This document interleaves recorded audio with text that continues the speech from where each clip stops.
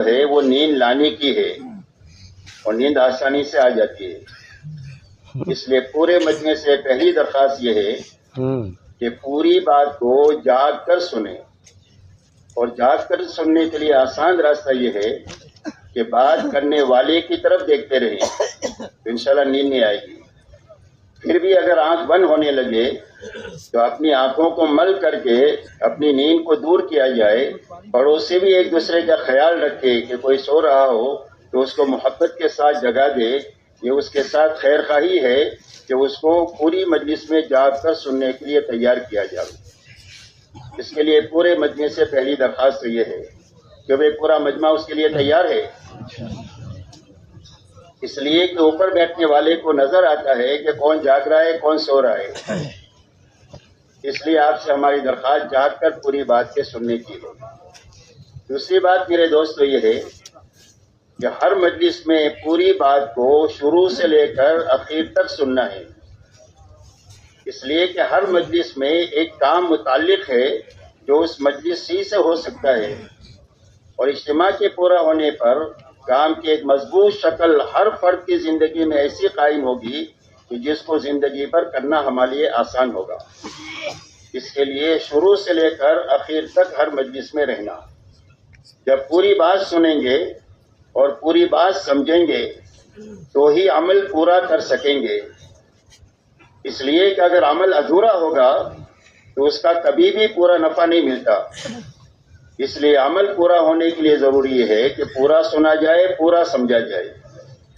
دنیا میں کوئی بھی کام ایسا نہیں ہے کہ ادھورا کرنے سے یا نہ کرنے سے یا غلط کر کے صرف باتیں کرنے سے اس کا نفع ملتا ہو، ایسا دنیا میں کوئی بھی کام نہیں ہے۔ اس لیے پورا کام کرنا آسان ہو اس کے لیے شروع سے لے کر اخیر تک پوری بات کو سننا۔ اس کے لیے مجلس میں شروع سے رہنا، اخیر تک رہنا۔ اللہ ہی کہ کوئی واقعی ایسی کوئی مجبوری ہے کہ جس کی وجہ سے اٹھنا ضروری ہے اور شریعت بھی اس کی اجازت دیتی ہے تو پھر اٹھنے میں کوئی حرج نہیں ہے، ورنہ غیر ضروری مجلس سے اٹھا نہ جائے۔ اس لیے کہ شیطان بیچ میں آ کر بیٹھ کر آدمی کو گدگدی کرتا ہے مجلس سے اٹھانے کے لیے۔ اور شیطان کی گدگدی کیا ہے؟ شیطان کی گدگدی یہ ہے کہ وہ یہ کہے گا کہ پیشاب سی آ رہی ہے، حالانکہ آ نہیں رہی ہے، پیاس سی لگ رہی ہے، پیاس پانی کے لیے اٹھنا چاہیے تجھے، حالانکہ پیاس لگ نہیں رہی ہے۔ اگر بیٹھ کر کے سن لے تو کوئی حرج نہیں ہے، لیکن پھر بھی اس کو اٹھانے کے لیے گدگدی کرتا ہے۔ اس کے لیے کوشش یہ کرے کہ پوری مجلس میں شروع سے لے کر اخیر تک رہے، کہ وہ رہیں گے سارے کے سارے انشاءاللہ۔ تیسری بات میرے دوستو یہ ہے کہ پوری بات کو دھیان اور توجہ سے سننا ہے، کہ جسم بھی یہاں ہے اور دل دماغ بھی یہاں ہے، تاکہ بات کانوں کے راستے سے دل تک پہنچ جائے۔ جو بات دل تک پہنچے گی وہ زندگی کے رخ کو صحیح کر دے گی۔ دین کی بات کا بہت زبردست اثر ہے، لیکن اس کا اثر اس وقت میں ملے گا جب یہ کانوں کے راستے سے دل تک پہنچے۔ اسی لیے کتابوں میں ایک واقعہ آتا ہے کہ ایک جماعت کسی گھر میں ڈکیتی ڈالنے کی کوشش کر رہی تھی۔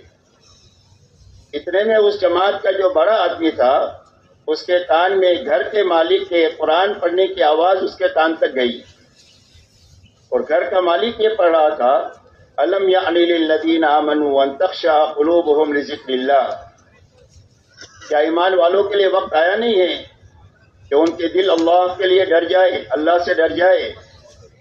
بس اس بات کا کانوں کے راستے سے دل تک کیا پہنچنا تھا کہ فوراً اس جماعت کے بڑے آدمی کے دل میں اللہ نے یہ بات ڈالی، اور انہوں نے اپنی زبان سے فوراً یہ کہا آ گیا آ گیا، اور اپنے سارے ڈکیتی کے سامان کو توڑ کر پھوڑ کر پورا مجمع بیت اللہ پہنچا، پکی سچی توبہ کیا، اور اس کے بڑے آدمی جو تھے وہ بہت بڑے اللہ والے بن کر فضیل ابن عیاض اس دنیا سے گئے۔ یہ دین کی بات کا اثر ہے، لیکن دین کی بات کا اثر اس وقت میں ظاہر ہوگا جب کانوں کے راستے سے یہ دل تک پہنچے۔ اس لیے دل تک پہنچنے کے لیے ضروری ہے کہ پوری بات کو دھیان اور توجہ کے ساتھ سنا جائے۔ اسی کے ساتھ میں عمل کی نیت سے بات کو سننا، اس لیے کہ اللہ کی یہاں سے داد و دہش کا جو نظام ہے وہ آدمی کی نیت اور ارادہ ہے. اگر آدمی کا ارادہ ہی نہیں عمل کا تو اللہ کی طرف سے توفیق نہیں ملے گی. اللہ کی طرف سے توفیق ملنے کی پہلی بنیاد سچا ارادہ ہے، اور سچا ارادہ اس کو کہتے ہیں کہ جس کے پیچھے اپنے بس کی کوشش ہو، اس کو سچا ارادہ کہتے ہیں. ورنہ تو اس کو آرزو کہیں گے یا تمنا کہیں گے، اور آرزو اور تمنا پر بھی ہدایت کا اللہ کی طرف سے فیصلہ نہیں ہوتا ہے اور توفیق نہیں ملتی ہے. توفیق